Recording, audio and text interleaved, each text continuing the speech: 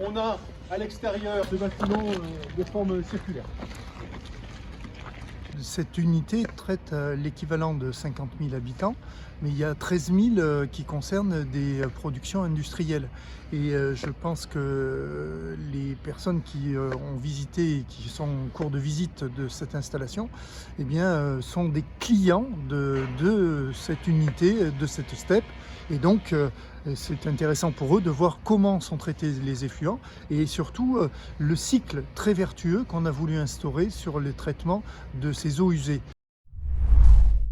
Dans le groupe de travail que nous avons à la CCI sur les questions énergétiques et environnementales, il est très important de prendre en considération les éléments de l'eau, donc le retraitement de l'eau, pour éviter de rejeter bien sûr dans les réseaux des eaux polluées et de s'assurer qu'on peut retraiter aussi les eaux avec des moyens qui sont donnés par les collectivités. C'est un enjeu collectif et indispensable.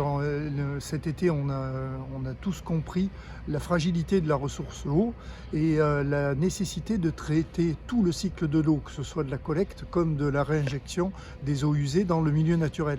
Et cette étape indispensable qui se déroule là dans cette STEP, eh bien, il faut qu'elle soit connue, mesurée et puis surtout appréhendée dans toutes ses conséquences. Il y a une réunion ouverte à la population le 3 mars.